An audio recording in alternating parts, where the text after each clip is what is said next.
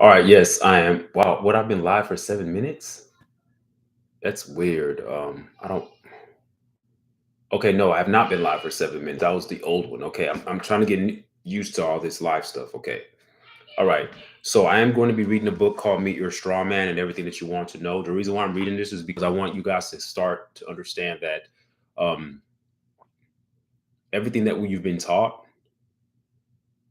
and everything that we have all been educated by or educated with has been part of just an indoctrination process. Um, the title of this book that I'm reading is called Meet Your Straw Man and Whatever You Want to Know. I'm going to break it down to you to understand that you can't trust anything. I don't even want you to trust me, but I want you to consider the things that I'm telling you, and then you can make up your own mind. I'm not telling you to believe everything that I'm telling you, and I want you to be filled with enough information to have everything in its full context to make your own decision at the end of the day. I feel that when people are fully informed and they've heard both sides, I believe in the human psyche and the human spirit and the human mind. I believe in it. I believe that the human can make up their own mind. But we are also susceptible to deception as well if we are not able to have the full gamut of the information provided. When information is compressed and seized and veiled and covered and restricted and censored, then you have information that's used to control the minds of the people. And if you can control the minds of the people, then you can easily control their behaviors, control their actions, control their tendencies, get them to submit to certain things that are not good for them, certain foul medical practices, and you know what I'm talking about. So this book that I'm reading is called Meet Your Straw Man and Whatever You Want to Know. Okay. The reason why I'm going live is because I want to be able to use my computer as I'm talking to you guys to look up some definitions and to break down certain terms so you guys can have a better understanding of certain things that I'm saying. Um, I don't I don't view myself as an expert on anything. I'm just like you. I just pick up books and I read them, and I just like to do book studies and talk about them. I know that in order for you to be a master of content, you have to be able to teach it to other people. That's what makes teachers masters of their craft. If you're able to master something, you should be able to teach it. And the more you teach it, the more you become a master of it. Because it's sort of like you're seeing it twice. You're reading it, you're getting information to yourself. And then when you exert that information or you relay that information to other people, you're seeing it again the second time. And you're able to break it down and put it in a way where the audience can actually digest it and understand it. That's true mastery of a content. I'm not a smart person by any stretch of the imagination. If you look at my grades in high school and college, I'm not. I'm not. I just like to seek information. And I love information to the point where I want to share information. But it's not my original information. I'm reading information. And I think that growing up, most of our melanated people, okay, us, melanated people, we didn't read. We were put in front of a television. We were enticed with entertainment. We were, you know, junk food was shoveled down our throats, all right, to to incapacitate us mentally, psychologically, and biochemically. And we were just brought up to believe that we were just supposed to be athletes and singers and entertainers. And we left the intellectual arenas of society to the other races, the Asians, the whites, or whatever you want to call them. We never saw ourselves as being intellectual. We just saw ourselves as being athletically more dominant than any other race. And I want to tell you guys that we're much more than that. We are athletically dominant. We're also intellectually dominant when we are on a pristine diet, when we are living in a true harmonious spiritual system that embodies everything that life entails. So that's my uh that's my passion. It's not to say that I know more than you or to say, oh, I have all the knowledge in the world. I don't have all the knowledge in the world. Everything I do is just out of passion. I read the book and I share my information with you. And sometimes I'm learning things for the first time as well as I'm reading to you. So we are all in this together. This is not, oh, I'm talking down to you. We're talking together. If I had all you guys in the room with me, we would all just be discussing having a book study, giving our own 2 cents and opinion. It's always great to have those aha moments or those, wow, I didn't know that. Man, okay, now I see why the world is. See, when you start to piece together information, it's sort of like a complicated, complex jigsaw puzzle. And as the puzzles begin to merge and come together and fit where they're supposed to fit, you start to get a clearer picture, a picture that was never given to you before, a picture that was distorted, but the distortion was given to you as the true picture. See, we've been functioning off of a distortion, and we have been made to believe that the distortion is the picture. But I'm here to tell you no, we have all been lied to. So, welcome to the book study, Meet Your Straw Man. I've been reading 3 books so far. I've been reading a book about nutricide, about the nutritional destruction of the melanated race. I've been reading a book about geoengineering by Dane Wigington. Now I'm going to be adding a 3rd book. All right. Now these books, I'm not breezing through them. I read, I talk, I read, I talk, I read, I talk. That's what I'm doing. All right. And some of you guys who don't like to read, that's okay. It doesn't mean that you're dumb or you don't. Some people just don't like to read. Some people fall asleep while reading. It's okay. But just do know that if you're following me reading, you're part of the reading process as well. And you'll be amazed at how much more inquisitive you're going to become and how much better you're going to become in your critical thinking skills the more you read. It's true that the more you read, the better you become as a speaker. It's true that the more you read, the better you become as a thinker, because now you have foundational information to premise your thoughts from. See, people who don't know anything, they're emotionally led. They're led by their amygdala. They're very impulsive. They can't calm themselves down and pull from source. When I say pull from source, pull from their minds, because they have a very infantile level of knowledge. And I say infantile because it's infantile because the system, the matrix system, the mainstream media system gives you infantile information because they've been insulting our intelligence for many, many years. That's why they lie to you. Just like you can lie to children and to lie to them about Santa Claus and they just believe it. Well, they've been doing that to us as adults.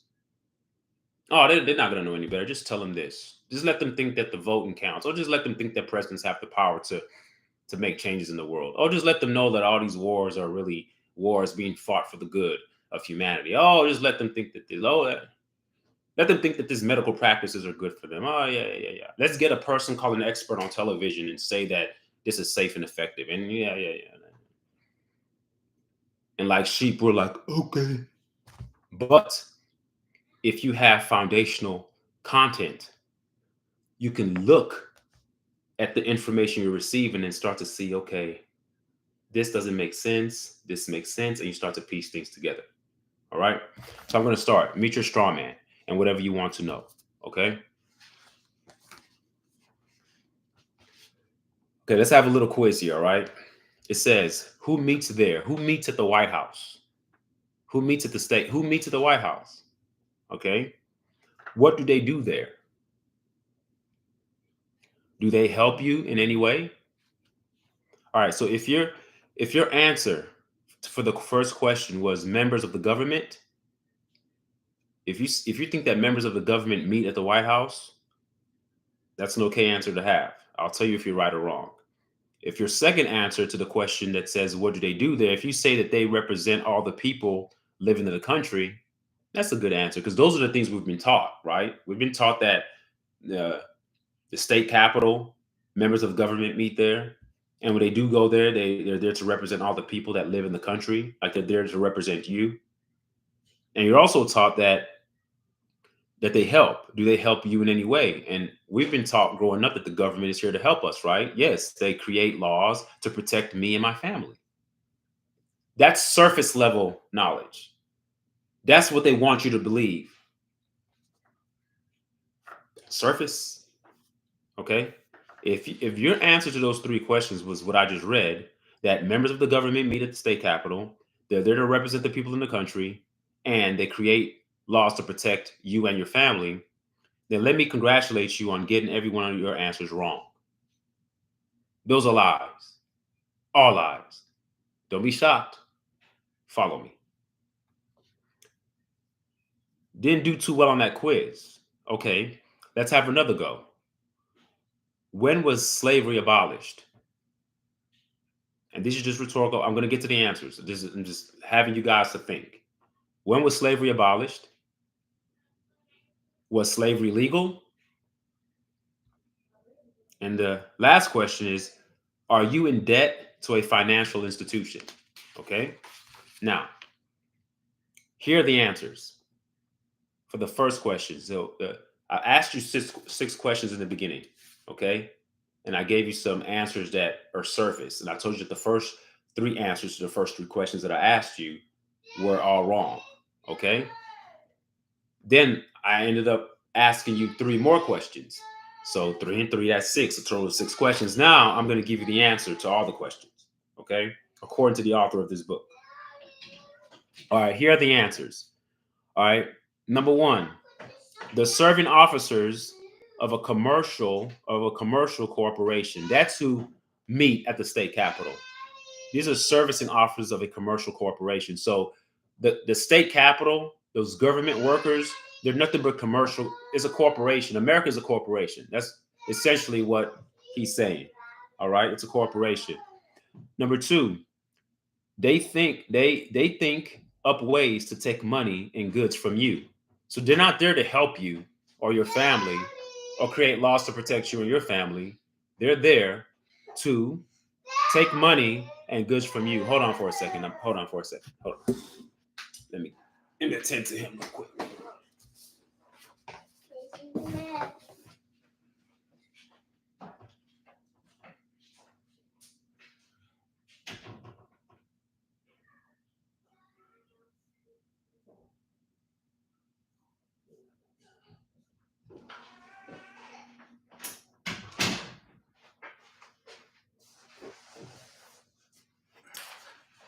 Alrighty, I am back. All right. So no, absolutely not. They help themselves and not you. So the government is not here to help you. They're not here to represent the people in the country. They're here to take money and goods from you. That's how the system works. So that still makes us slaves to the system. Okay. Now, the fourth question, when I asked you guys, was slavery abolished? Slavery has never been abolished, and you yourselves are considered to be a slave right now. I've talked about wage slavery before, and some of you guys may look at it like it's a joke. It's not a joke. The government is a corporation. America is a corporation. All right. Your social security number is your identification number. You are an employee of the state. All right. You're nothing but human capital to help the capitalistic system. All right. Yes, slavery is legal, although it's not lawful. You need to discover the difference. All right. It's not lawful, but it's legal if it's legally done. And the people who are being enslaved don't know that they're being enslaved because they've created a straw man. And I'm going to get into that a little bit later. All right. And no, you are not in debt to any financial institution. Does this seem a little strange to you? If it does, then read on. Those in power have a big secret. I'm going to tell you what the big secret is. The big secret is that paying taxes is optional. I know. It's like, no, you got to pay your taxes because the IRS is part of the government. They take your taxes to fund different, social services. They take your taxes to fix the roads. They take your taxes. No. Taxes is illegal. It's optional. It's optional. You don't have to pay it. All right. Paying taxes is optional. Registering a vehicle is optional. You have to pay for that. I think now they currently are making a law where you don't even have to register your vehicle. It's optional. Paying a fine is also optional, and attending a court is also optional. You can if you want to, but you don't have to. All right. Surprise? Well, try this on for size. Every mortgage and loan is fully repaid from day one. You can pay it again if you want to, but you don't have to.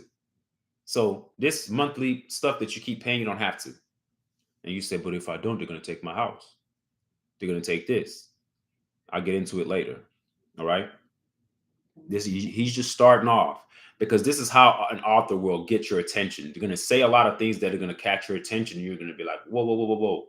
You have to pay your bills. You have to do this. You have to go to court. You have to pay your taxes. But you say you don't have to. It's optional. And your wheels are spinning. You're like, how is it optional?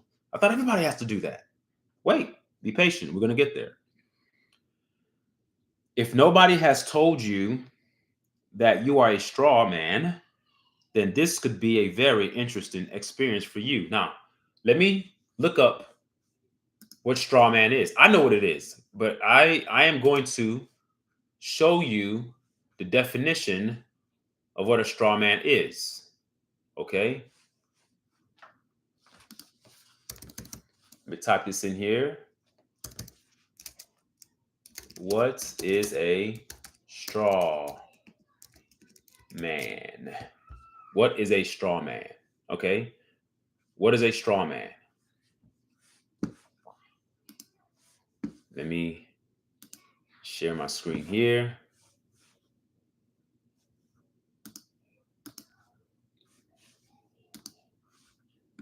I don't know if you guys can see my screen, but it says here that, hold on. Tab just here, window. Oh, entire screen. Chrome tab. Yeah, there it is. Share. You've heard of a straw man argument, but a straw man in and of itself is a misrepresented representation of who you really are.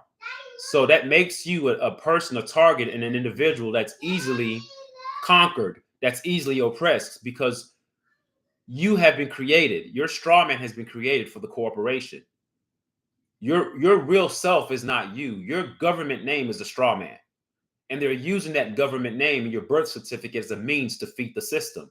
That's what I'm trying to get at here. Let's look at the second definition. It says a person regarded as having no substance or integrity. So we have no substance or integrity. Once we die, next up, that's why you guys that stress out a lot at work, if you die at work, no one cares. The earth still spins, you get replaced, job moves on, with or without you. We're nothing but worker ants to the system, to those who control the system. All right? Let me stop sharing here and get back. Okay. All right? So that's what we are. Your straw man was created when you were very young. All of us. We are all functioning with our straw man underneath the umbrella of the governmental systems that are set up to govern us. The people that we entrust our lives to, the people that we think are put here to protect us, to create laws to keep us and our families safe, to create jobs for us. Can't you see the chasm there? The slave master to slave dependent upon master for everything. We don't need to be governed. We can govern ourselves. And there's something called common law, but I'm going to get into that later in this book. We don't need a government. The government needs us. But the only reason why the government is in power is because the many have conceded to the few. There's power in numbers, but the power in numbers is working against us. We're taking all our power and conceding and consenting to their ideas. And it starts by the indoctrinational process of the public education system, by teaching us these lies. And we grow up in school teaching us how to be obedient, servants and slaves to the wage system, to the wage slavery system. We're taught lies all throughout school. Get your education. That's the way you're going to succeed. You get your education and go to college, you're going to come out with debt. With debt. If you take loans out. College is very expensive. All right? And that's by design. So your straw man was created when you were very young, far too young to know anything about it. But then It was meant to be a secret, as its purpose is to swindle you, and it has been used very effectively to do just that ever since it was created. Okay? Remember, the straw man is a misrepresentation of who you are. That's a straw man. We're all functioning with our straw man. Okay? Perhaps it is about time that you learn about your straw man and how you can stop it being used against you. Knowing about it is the most important first step. You need to go on a journey of discovery. And I'm afraid that what you are about to discover is not very pleasant. However, if you decide to act on what you learn, it could change your life for the better. Okay? A lot of people don't like to hear the truth because, again, I've said this before, it forces you as an individual to do something about it. And if you choose not to do something about it, it's a pride buster. It's an ego buster because you're sitting there like, oh, I know this is horrible, but I'm not doing anything about it. And it eats you up inside. I'm about to expose a lot of things in this book. And it's not going to make you comfortable. It's not. It didn't make me comfortable. So I'm going to share my misery with you. Reading this book made me feel miserable, but in a good way. It woke me up. And I hope it does the same to you. If you think that you are in debt, then you can get out of it if you are willing to stand up for your rights and refuse to be swindled any longer. Are you interested? All right, let's go. If so, then let's start at the beginning and find out where your straw man came from and why you should care about it. It all started when your parents had a happy event and you entered the world. You don't know exactly when that was because you were not aware of the days of the week, the months of the year, or even what year it was. Even after some months had gone by, you still were not aware of these things. But by the time your straw man had already been created and it was being used to make some very unscrupulous people rich, none of this was your fault. It happened because your parents were fooled into thinking that they needed to register your birth, get a birth certificate for you. So they applied for a birth certificate, not understanding what would happen when they did. So the applied part is like the application. You see how the author is breaking it down? You're already applying into the system. Just like when you go to a job, you apply for the job. I'm going to apply for this birth certificate. You're applying yourself to the corporation. America's a corporation, folks. It's not a country, it's a corporation. Okay? Well, then, what did happen? According to the local authority, number one, they lost ownership of their baby, you. So immediately a parent applies for a birth certificate, you've already signed your child over to the state, over to the corporation. You've lost ownership of that baby. Okay? Number two, they allowed a straw man to be created. And that's the inception of the straw man at that very moment. That's when the straw man is built. Because you're buying in, you're feeding, you're plugging in into the system. Birth certificate of birth, to certify your birth, a certification. Think about it. When you at a job, you have to get certain certifications to qualify for a job. Being born, certify your birth to be merged with our system. You see how that works? This is not something which they can be blamed for, as nobody told them it would or even could happen.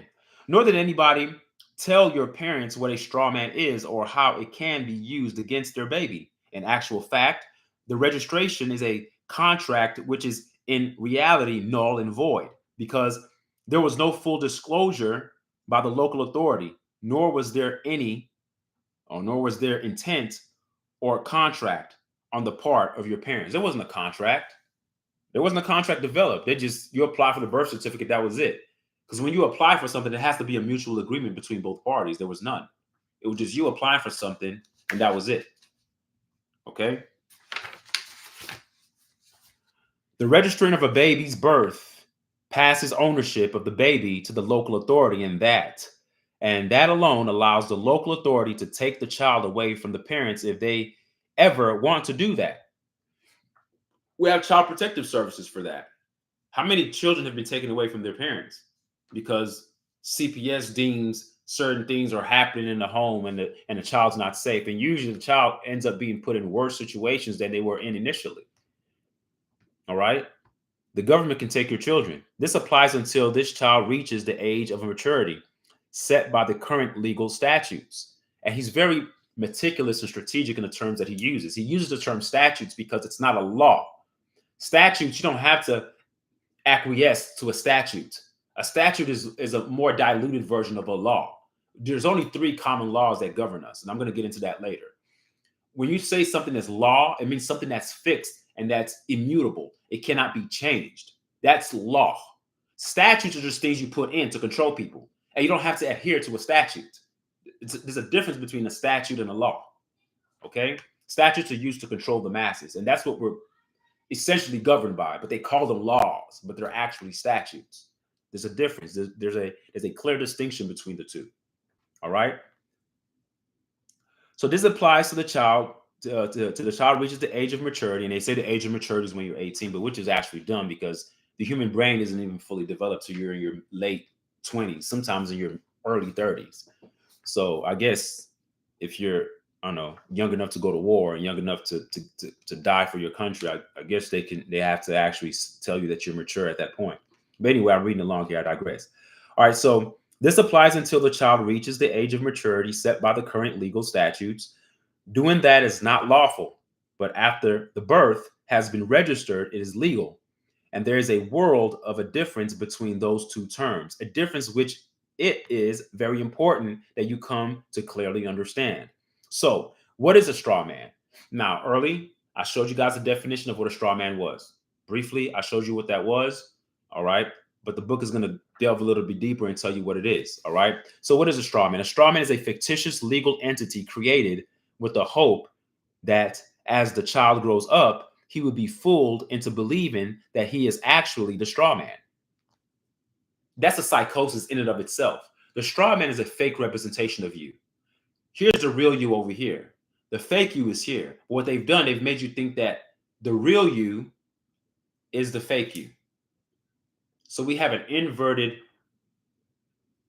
psychological framing around our daily practices, around our day-to-day mundane lives. We are framed underneath a fictitious system, operating underneath the guidance of our straw man, with the belief that our straw man is who we really are, and it's not. It's who the government says you are, because they're using that as a means to control you, which is why many Americans are in debt. If you understand the definition of slavery, you understand that most slavery is essentially indentured servitude. You're paying off a debt. That's what slavery is. This idea that slavery is about hanging people and whooping people, okay, that's the extreme version. We get it. That's the outlier. Slavery is having somebody work off a debt, because if you don't work, you won't eat. Slaves back then, there were many indentured servitudes back then. Caucasians were slaves as well.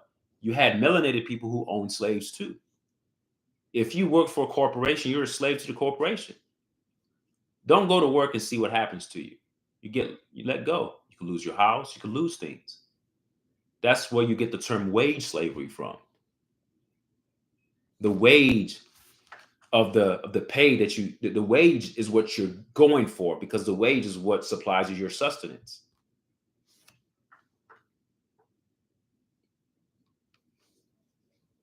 So, again, a straw man is a fictitious legal entity created with the hope that as the child grows up, he would be fooled into believing that he is actually the straw man, which he most definitely is not, and pay all sorts of imagery, costs, and liabilities which get attached to the straw man by the con artists.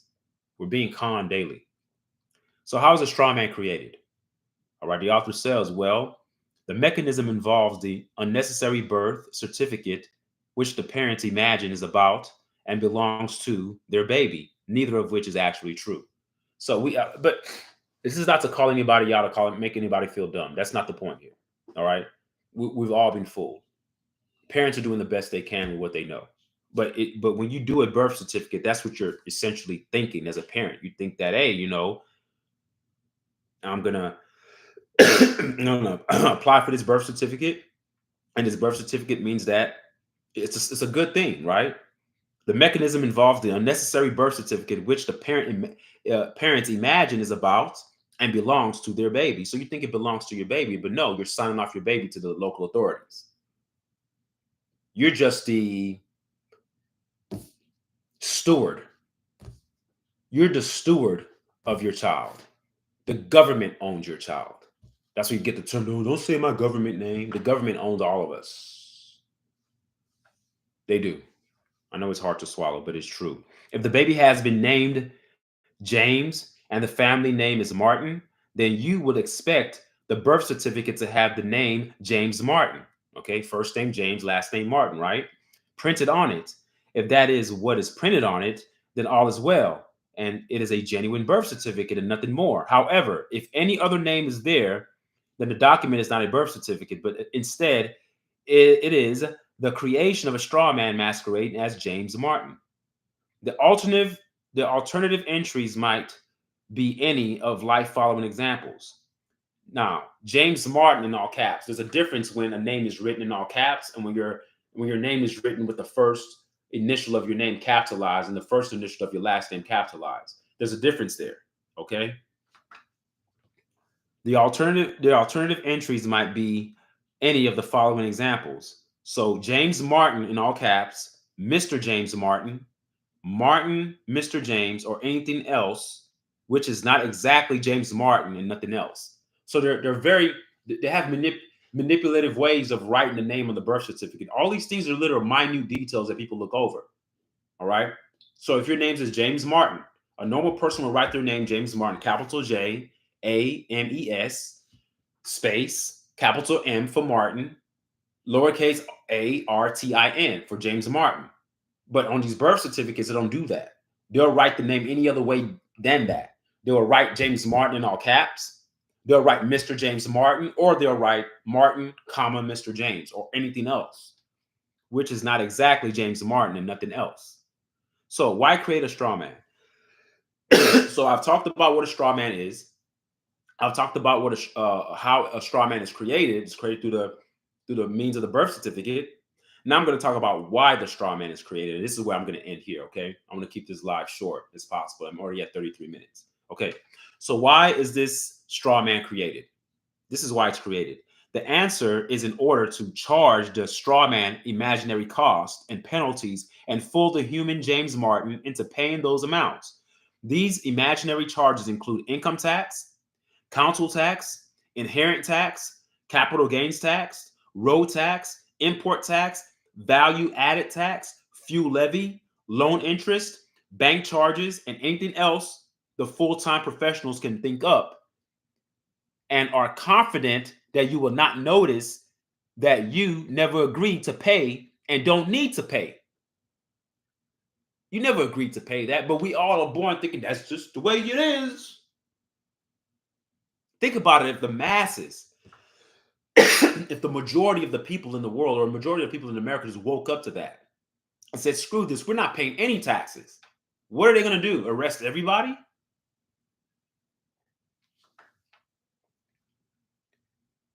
There's something called legal lease. And this is why a straw man is created. And they use legal lease to trick people.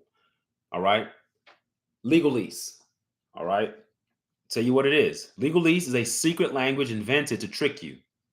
Okay. It uses English words, but attaches secret meanings to those words, which the sole intention of stopping you from believing that what they are saying to you has nothing to do with the normal meaning in the English language. Their purpose is to cheat you and rob you. So I'm going to stop there. So I talked about what a straw man is. I told you guys how a straw man is created. I told you why they've created the straw man, and I'm telling you how they use legalese. Is a certain type of language. It's in English, but the words are very tricky. I'm going to break that down to you next time. All right. So I'm going to stop there.